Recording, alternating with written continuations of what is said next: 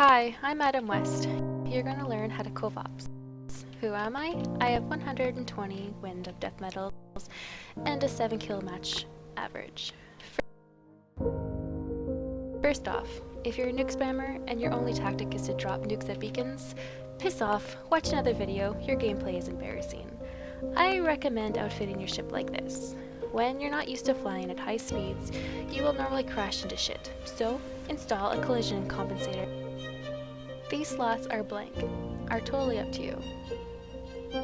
Cov Ops can deal the highest damage in a short time of any ship in the game, even out-damaging gunships. However, the Cov Ops is the most fragile ship in the game. To counter this is simple: don't get hit.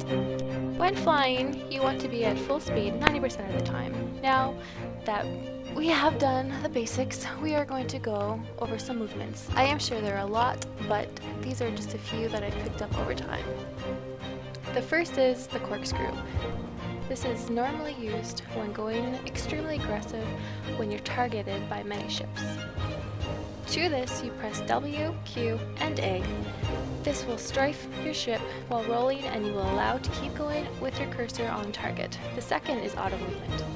This can only be used for short intervals against your opponents by keeping range and by being accurate but keeping your ship moving at all times. Press W and your mapped up key -6.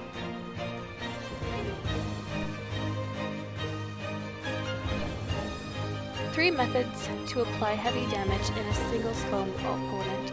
The first is circle and explode them. Use the opponent's ship as the focal point in your weapons and strafe around them faster the better. The second is avoidance strafe. When against numerous opponents or guard with pulsar on, burn them by firing everything you can, then burn away until the pulsar is over or the multiple targets focus on another pilot. The third is auto movement, which is already described. Each has their advantages and disadvantages. When fighting against tacklers, use your plasma web to bring them out of cloak. This will take 1 to 2 seconds.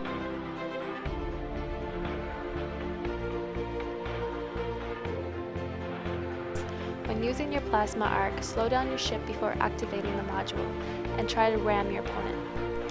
Missiles are the best weapon on any interceptor. Always learn how to use unguided missiles. They take a lot of practice, but once you master them, you become unstoppable. They are the best part of any good Cov Ops pilot. When flying Cov Ops, you can normally avoid 80% of all missiles, which a lot of players don't know. When you see the missile alarm, which you can see here, the first thing you want to do is take your best guess to figure who fired it, look at your map, and then turn directly at the person who you think shot it. Then force your ship into full speed with an aggressive roll action. There are 2 reasons for this. 1, you will find out what type of missile is coming at you. 2, you want to determine how to avoid it. For reference sake, let's say it was a fighter class that fired the missile. All of their self-guided missiles apply to this. Burning and a circle movement will overtax the missile turn speed and allow you to avoid the missiles as seen here. If it's an octopus missile, this will still apply, but I find it works a bit better to pull range and do a circular rotation. If it was a cruise missile, as long as you keep moving up and down, left and right, you will never be hit.